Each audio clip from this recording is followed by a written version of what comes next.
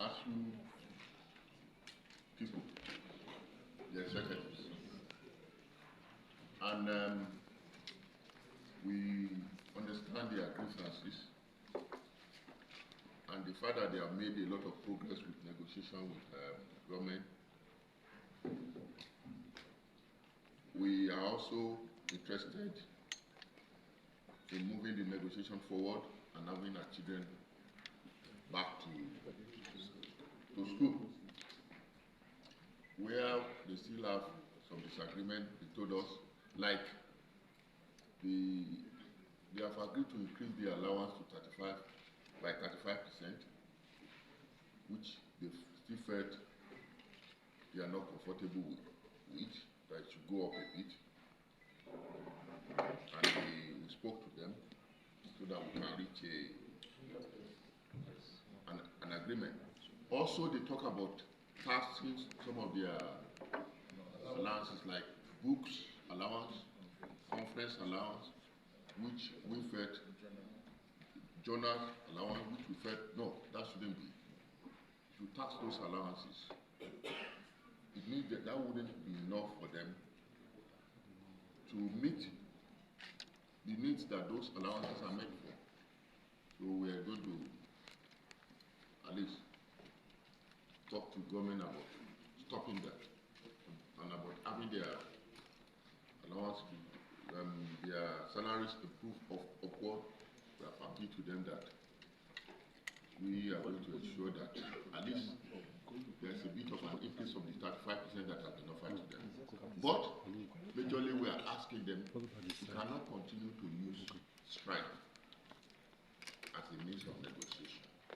We have to find other means, because having our children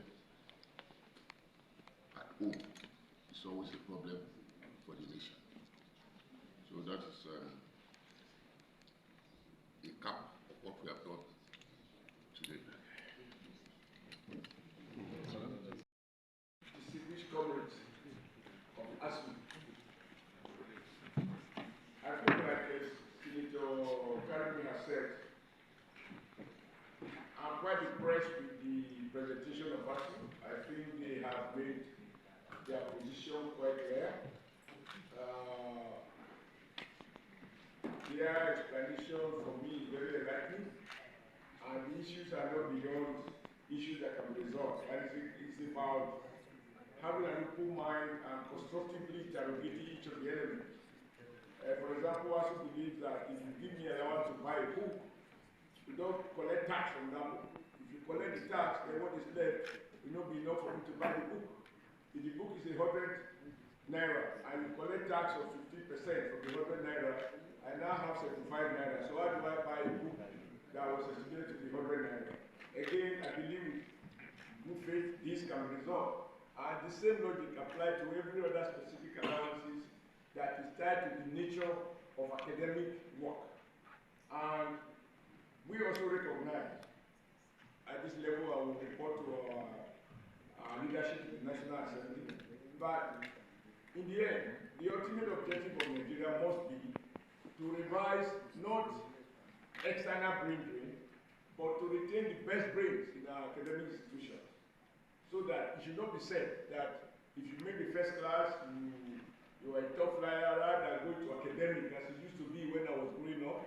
Now you want to go to oil industry, you want to go to banking, you want to go to customs, you want to go to wherever you think the easy money is. And if the best brains are not in the university, there is no hope in a world that is secretly knowledge-driven, knowledge-based, and secretly digitalized. And we in the Senate keep talking about technology, it will not come from heaven. It has to come from men and women who are in our universities and other tertiary institutions. So I think for me, it's a matter for Nigeria to decide how it wants to go, and we in the Senate, as ably captured by Karimi, we are clear that these issues can be resolved. Now, the issue of allowances, increase in salary. I'm also encouraged that from the presentation of the spokesperson of our committee in ASUU, they got it at 5% offer, which they believe that it's not enough. Nothing can be enough, but I believe that a top-up can make a difference. And I know that in this business, rigidity doesn't help.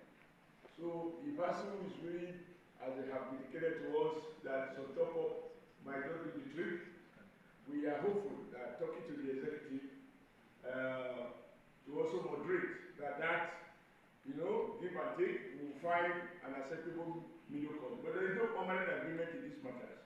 Because the environment is dynamic, prices are changing, no one element can be static.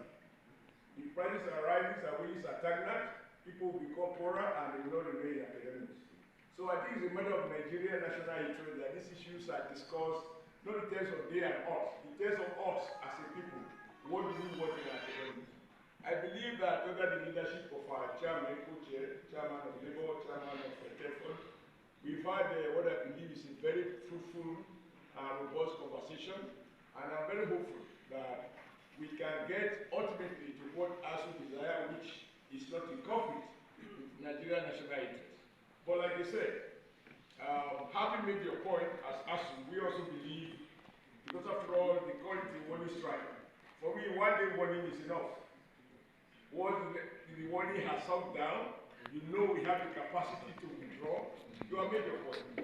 And therefore, returning back to school, returning back to classes, while these negotiations are going on, I think for me it will be that. Because parents are worried. And the irony, however, is that, let's face it, many of us are able to send our children outside. ASUU are communists, and the children who are trapped are children of the poor, the children of lower communities. And so I think with all of this in mind, we will do some reflection. But the important thing is that to go back to work is not to say that the issue is closed. It is just to give a more conducive environment for further conversation to take place. But these issues are not beyond solution. And we will report to our principals in the Senate. We are a subcommittee, we have a guardian. We will explain to them our feeling, our take from this meeting, and we are convinced that together with the executive, ASUU and government will find a middle course to deal with the crisis of conversation. This is my take from this meeting, and I'm very grateful that even ASUU's approach, I was thinking they are going to be very, but I found them quite, one point by point and explaining in a manner that anybody can understand. So we made some progress, and we are all unanimous that we want to agree to ASUU why this conversation is on, and that is to say they should be on endlessly. We can give ourselves limited time frame between which these other issues can be resolved satisfactorily. But before then, it would be nice if our children of the poor, I emphasize children of the poor, because they're not so poor, their children are not here. So that they can go back to school and we have an environment to continue the conversation. But I'm grateful to ASUU for their general disposition and to our senior leadership for the concern that they have shown. Thank you very much. Resolution. The Senate is not happy that the agreement by the government to ASUU has not been fulfilled. The Senate agreed to convey the government agencies and ASUU, most especially the Ministry of Education and NUC, for a negotiating as soon as possible so that we can resolve this lingering problem.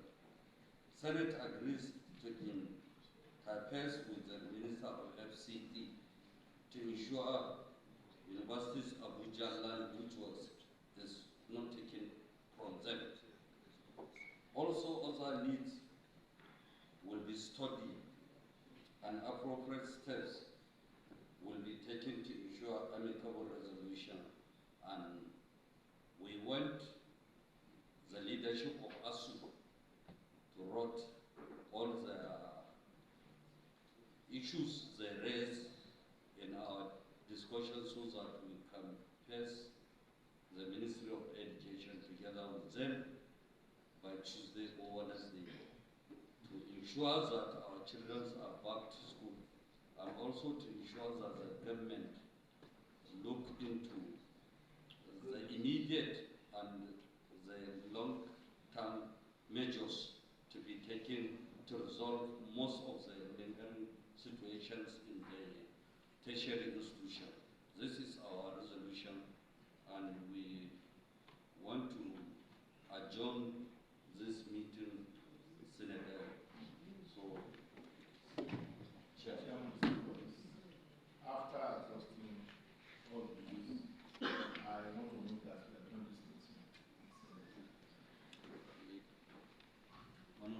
this meeting. Thank you, Mr. Chairman. I second the motion when you moved.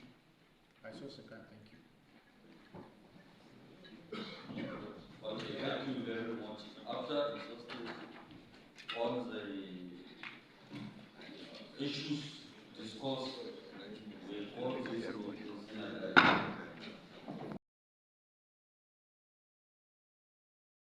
We've narrated to them the journey we have been on so far and where we stand, which is to the effect that our meeting with the Yaya Lamet Committee is still ongoing.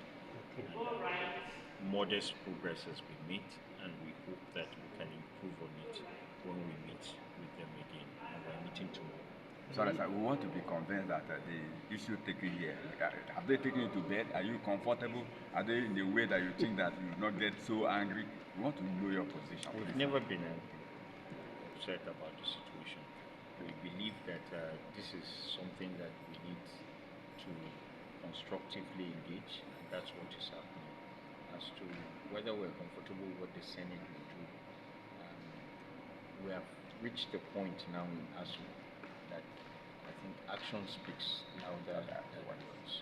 So words have been spoken, we have also spoken, they have spoken, and you see what our next line of action is and what their next line of action is. Sorry, sir, please, we want to be convinced that there is a middle position. You know, when you have a bargaining position, there's somebody at the 90, there's somebody at 80, you want to meet at either 85. What is the position that you would consider as meeting point? Well, the meeting point is when the strike is called off. That's No, you have an age where you think that you cannot. We can't state that now when negotiations are going. It will not be strategic for us to mention what these things are now. Even though that was the position